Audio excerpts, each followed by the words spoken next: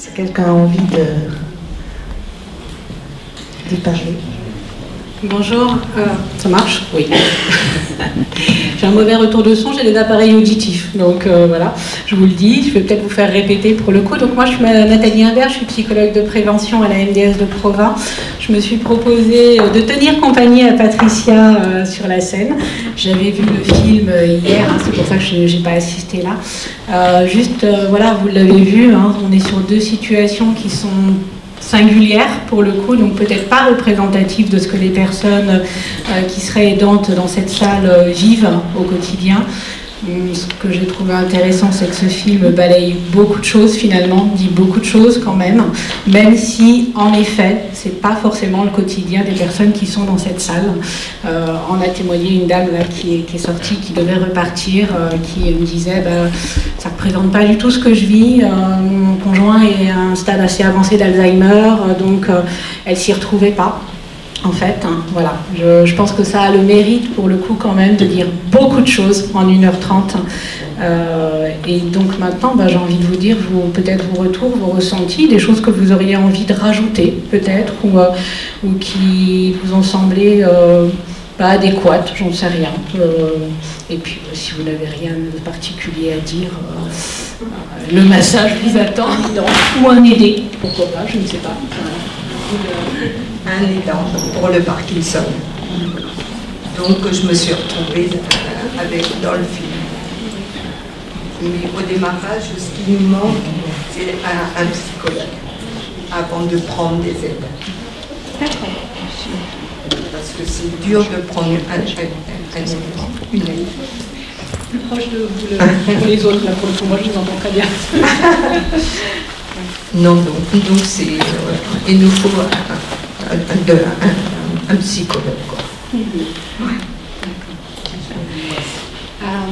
Alors, pour le coup, vous êtes, en tout cas moi, en tant que psychologue, peut-être une des rares personnes à me dire j'ai besoin de vous, éventuellement venez. Parce que c'est vrai qu'on propose, hein, on peut essayer d'accompagner, de faire un petit bout de chemin, mais souvent les personnes sont quand même réticentes à nous laisser, nous psychologues, rentrer dans leurs histoires de vie et les accompagner. Donc sur la MDS, moi je suis donc psychologue de prévention. Je ne fais pas de suivi thérapeutique, je ne fais pas d'accompagnement au long cours. Par contre, en effet, sur des entretiens, quelques entretiens, je peux recevoir, accompagner et ensuite vous aider à réorienter. Mais l'idée, c'est, quelle que soit l'aide dont chacun a besoin, parce que c'est très différent en fonction des personnes, c'est de pouvoir aller frapper à une porte, en fait. Et alors, ça passe beaucoup par les services, j'ai envie de dire, quels qu'ils soient, les professionnels, pour ensuite être redirigés. Parce qu'on ne sait pas forcément où aller, mais c'est d'avoir un interlocuteur à un moment donné, de dire, voilà, moi j'aurais besoin de ça, comment vous pouvez m'aider, où est-ce que je vais, etc. Donc voilà, moi je suis à la MDS de Provins. On passe par la plateforme et vous pouvez avoir d'autres choses également. C'est plus près de Tournant, mais il y a du tai chi parfois, il y a de la sophrologie aussi et d'autres groupes de sophrologie qui se mettent en place sur certaines communes. Donc n'hésitez pas à contacter la plateforme de répit, comme dit Piazza. Vous allez avoir des flyers qui sont disponibles et voilà, n'hésitez pas à appeler. Est-ce que vous avez des questions par rapport à la plateforme, quand je vous dis plateforme comme ça? Moi j'aurais une question à poser. J'ai peut-être pas besoin du micro, je ne sais pas si on m'entend. Oui, voilà. J'ai les appareils aussi. Hein. Dans le film, j'ai vu qu'il y a eu un moment, le fameux café des aidants. Oui. Je suis un ancien aidant, ma maman est décédée il y a une dizaine d'années, là elle avait Alzheimer, et ce qui m'a fait vraiment progresser, comme on le voit dans le film, là, c'est ce fameux café des aidants. Aujourd'hui, je crois qu'on est réunis justement entre aidants. Est-ce qu'il y a ce genre de choses qui est prévu dans l'avenir, de se rencontrer avec des gens? Une psy, généralement c'est une psy qui gère un petit peu tout ça, là, pour que l'on profite aussi de ce que j'ai eu moi il y a quelques années. Merci beaucoup d'en parler, parce qu'effectivement sur Provins, il y a actuellement ce qu'on appelle le cercle des aidants, mais on y prend un petit café aussi, donc c'est tout à fait le café des aidants, et tout le monde est invité à participer. L'intérêt sur ce cercle des aidants, qui est mis en place par le Point Autonomie Territoriale et Rosa Gallica, c'est que lorsque les aidants viennent, ils peuvent aussi amener l'aidé, et l'aidé peut passer un temps avec des personnes de Rosa Gallica. Alors actuellement, c'est un atelier ludique auquel les aidés participent. C'est sur réservation par contre. Je pense que vous allez avoir aussi des flyers, je pense que j'en avais amené peut-être quelques-uns, sinon j'en aurai quelques-uns. Et le point autonomie, voilà, il suffit de les appeler, sillage, de façon à s'inscrire et puis à venir participer avec plaisir. Et là, c'est aussi moi qui l'anime, donc du coup, on pourra se retrouver. Et puis j'ai une deuxième question, étant un ancien aidant, mais qui n'a peut-être pas, c'est pas l'objet d'aujourd'hui, est-ce que le statut de l'aidant a évolué par rapport à l'administration? Parce qu'on a du mal vraiment à se faire entendre bien souvent. Alors pour l'instant, non. Malheureux parce en que tout cas, il n'y a pas de... Mais ça, nous espérons tous que ça va évoluer. Mais pour l'instant, ce jour, effectivement, il n'y a pas de choses plus avancées à ce niveau-là. Merci. Mais on le souhaite fortement. Moi aussi. Donc on va tous ensemble, je pense que c'est important de travailler ensemble justement pour faire avancer les choses de ce côté-là. Comme étant père aidant pour les futurs aidants. Donc ça, c'est déjà un début de reconnaissance, mais effectivement, il y a encore un bout de chemin à faire dans ce sens-là. Plus on se mobilise et puis plus vous êtes là, plus vous faites entendre et voilà. Alors après, il y a d'autres acteurs en jeu au niveau politique, hein, mais il y en a un dans la salle. À Provins, et je n'ai pas pu l'accompagner. Donc j'ai demandé plusieurs fois au médecin qui l'a pris en charge de pouvoir rester avec lui, parce qu'il ne comprend pas ce qu'on lui dit. Et les soignants ne pouvaient pas comprendre son expression orale, et on m'a refusé. Donc j'ai écrit une lettre à l'hôpital en disant mon mécontentement, et on m'a répondu que ce serait possible maintenant de pouvoir l'accompagner. Donc j'ai cette lettre dans ma poche, mais j'avoue que on est toujours, en tant qu'aidant, on est souvent obligé de se battre, et ça met très en colère. Et voilà, je voulais témoigner de cela. Mon mari est en EHPAD parce qu'il n'y a plus de retour à domicile possible depuis plus de 3 ans maintenant. J'aurais attiré l'attention aussi sur l'augmentation du coût des EHPAD, qui est sans commune mesure avec les possibilités financières de beaucoup de familles qui assument seules le règlement de... Il y a des situations où il n'y a pas d'aide du tout. Et je trouve que c'est très difficile, avec des retraites qui sont de commerçants, d'artisans, d'agriculteurs qui sont très basses aujourd'hui, qui représentent très peu par rapport au coût des EHPAD.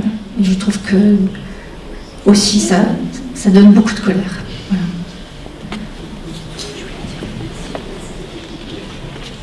Cette maladie, c'est une maladie qui est très contraignante. Elle nous prend tout notre temps.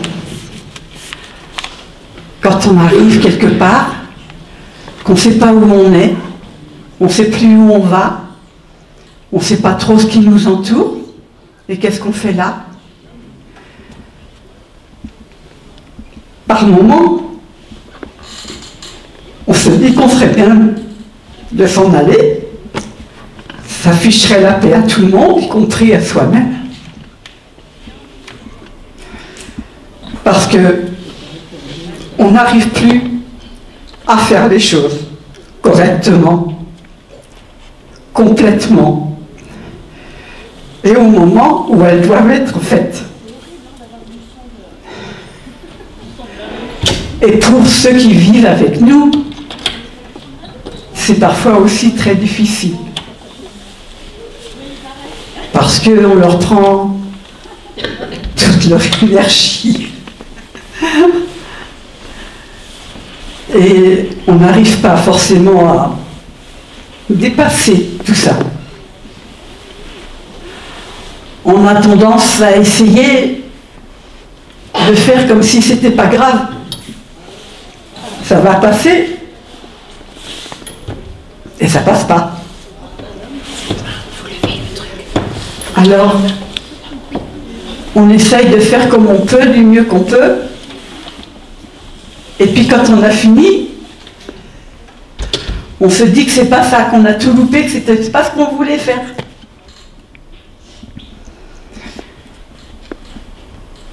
Mais on n'a pas le courage de recommencer. Parce que, petit à petit, cette maladie, elle nous bouffe complètement. La tête, le cœur et l'esprit.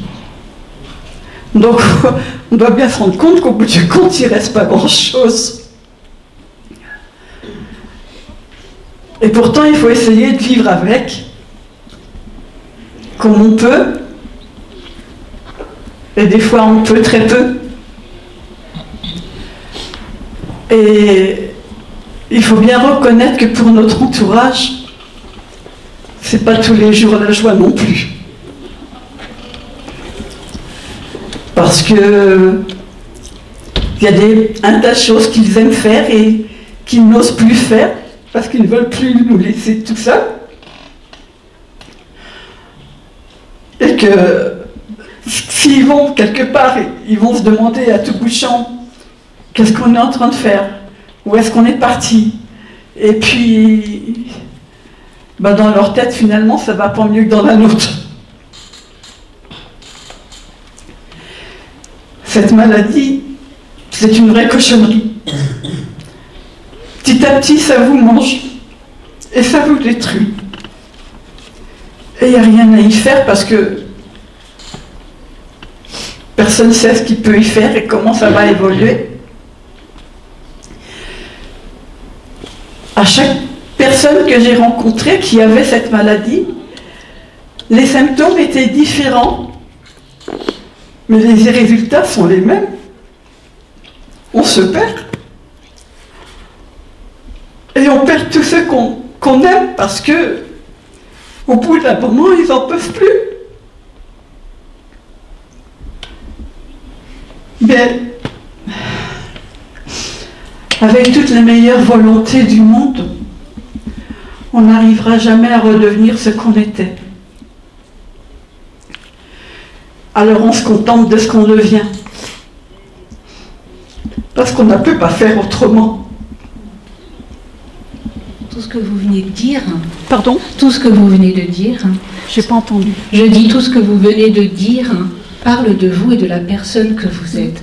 Pas forcément celle que vous êtes en train de devenir, pas celle que vous étiez, mais celle que vous êtes au jour d'aujourd'hui. Et c'est pas rien. Et c'est pas rien. Même si ça console pas... Mais vous êtes là. On est bien obligé parce que sinon on n'est plus rien. Mais vous n'êtes pas rien. Et alors on se débrouille avec ce qu'on est. Oui. Sinon on n'est plus rien. Oui. Moi je suis l'aidant de Madame Mercier. Moi ce que je voulais savoir c'est le jour où je m'arriverait un problème et qu'elle soit toujours vivante, ou je sois hospitalisé à l'hôpital ou un truc comme ça, comment on fait? Qui c'est qui prend tout ça en charge? Ce sont des choses à prévoir aussi, c'est important la question que vous posez, parce qu'il est important aussi d'anticiper ce qui peut arriver. Et quand on est aidant, effectivement, il peut arriver quelque chose, qu'on soit jeune ou moins jeune, et il est important de laisser aussi des traces, d'écrire des choses, déjà de voir qui peut prendre en charge tant que vous êtes là, qui pourrait, s'il y a de l'entourage, s'il y a des associations, s'il y a des services qui peuvent prendre en charge, et faire aussi, écrire des choses de façon anticipée. Ça, c'est important pour tout le monde, hein, pour les aidants, pour les aider, mais aussi pour tout un chacun. Voilà, on est tous, mais effectivement, il faut se rapprocher. Nous, on peut être là pour vous aider, pour vous accompagner à faire des démarches administratives, hein, au niveau des services sociaux, au niveau du point autonomie. On est plusieurs services à pouvoir vous accompagner dans voilà, dans ces démarches-là. Pour compléter, parce que là, je lui ai donné la parole, parce qu'on est sur la question administrative. Alors pour compléter, oui, parce que je crois que ça complète, c'est que ces histoires de vie, la maladie, qu'elle soit chronique, le handicap, vient de toute façon complètement rebalayer les cartes de qui j'étais, qui je suis, qui j'ai envie de devenir, qui j'aurais voulu devenir, qui je ne serais pas. Et vient forcément poser des questions qui, en fonction de l'âge qu'on a, quel que soit notre âge, on n'avait pas forcément envie de se poser. Les directives anticipées, c'est quelque chose dont on parle un peu, par exemple. La question de la succession, d'un notaire, d'un testament, c'est pas des choses qu'on a envie d'affronter, et ce sont des situations de vie, des événements de vie, voilà, maladie, handicap, qui vous amènent à venir vous confronter à cela. Je ne suis pas sûre qu'on soit une société qui soit très au clair avec toutes ces démarches-là, et que ça fait quelque chose en plus à gérer.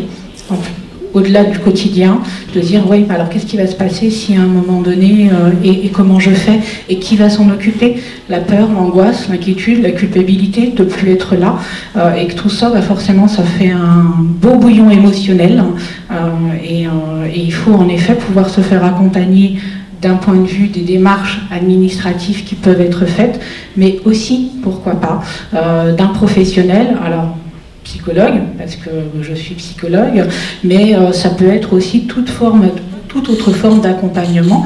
Ça peut être un proche aussi, qui va avoir une écoute bienveillante.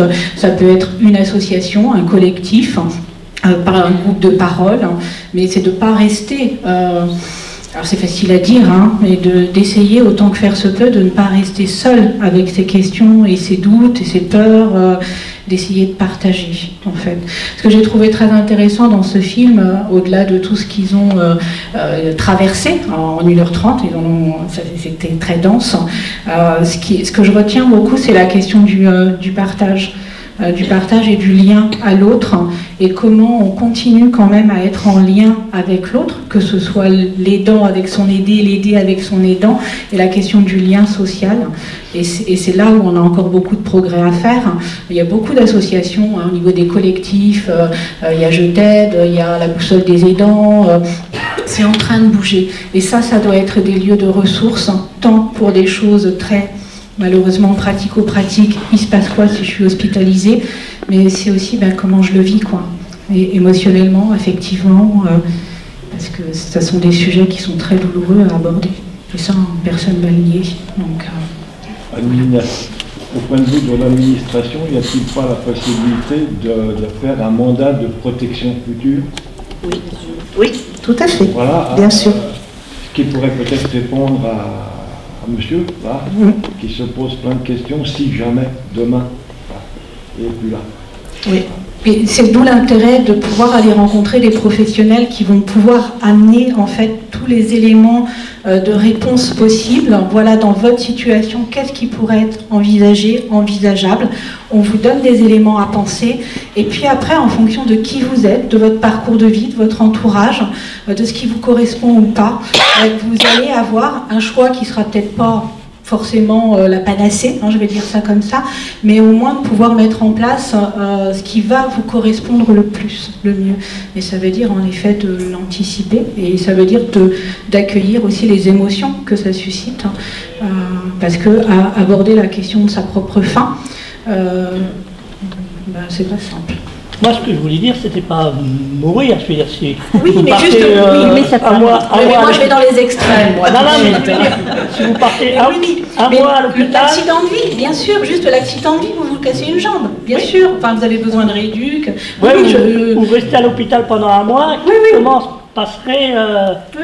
Mais ça, c'est aussi c'est par les collectifs, par les associations et par les droits, et de savoir, voilà, j'ai une mutuelle, qu'est-ce que ma mutuelle... Alors là, pour le coup, je déborde de mon cadre, j'ai une mutuelle, qu'est-ce que ça va me donner, la CAF, comment ils peuvent m'aider, et d'avoir déjà les informations, même si on n'en a jamais besoin, et tant mieux, mais d'avoir déjà ces informations-là, et ça va vous sécuriser intérieurement.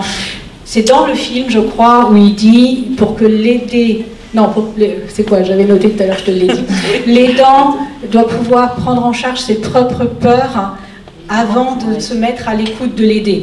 C'est un peu, voilà, c'est la phrase un peu toute faite, mais c'est comment aussi en tant qu'individu, en tant qu'aidant, on vient aussi prendre en charge ses propres peurs.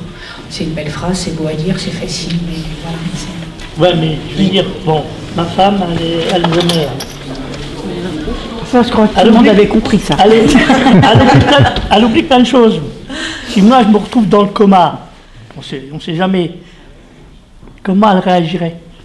Vu qu'elle oublierait plein de trucs. Comment elle réagirait ou comment elle serait en capacité voilà. de vous...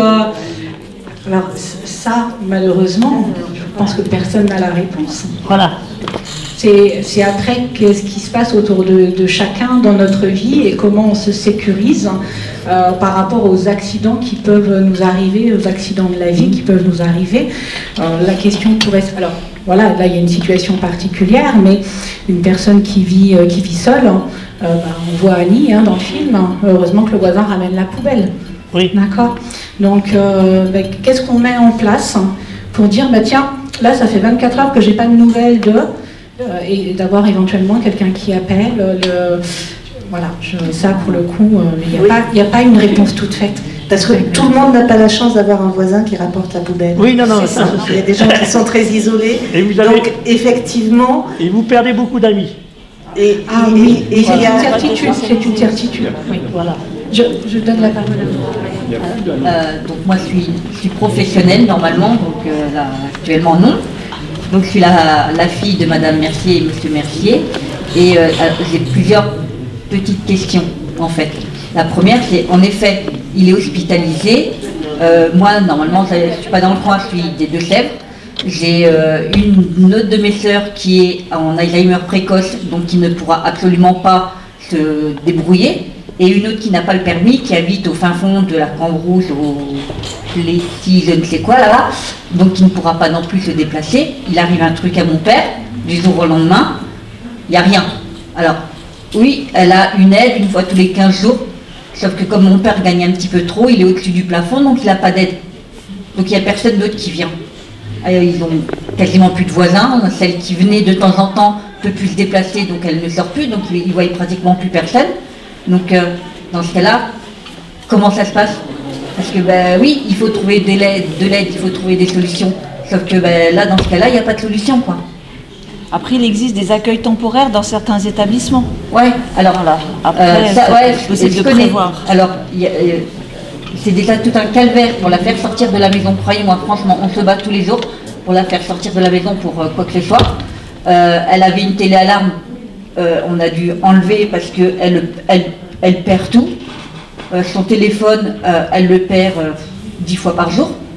Elle avait des écouteurs parce elle n'entend pas bien non plus. Elle en a perdu 3 paires. Les lunettes, c'est pareil. Et c'est tout et n'importe quoi. Il y en a partout, il y en a nulle part. Elle ne sait plus, elle ne sait pas. Et financièrement, c'est pas possible. Mon père est à la retraite maintenant, donc financièrement, c'est pas possible. Sans aide, on peut pas faire grand-chose. Nous, financièrement, on peut pas l'aider non plus. Dans ce cas-là, quelles sont les solutions, en fait? Là, c'est vrai que effectivement, les solutions, c'est les aides techniques déjà à domicile. Et après, la question que vous posez, c'est effectivement si elle se retrouve seule. Après, c'est d'autres questions à se poser sur un établissement adapté, parce que parfois, il peut être compliqué. Non, mais les places temporaires, c'est quasiment rare. Enfin, c'est pris tellement d'assaut, c'est tellement...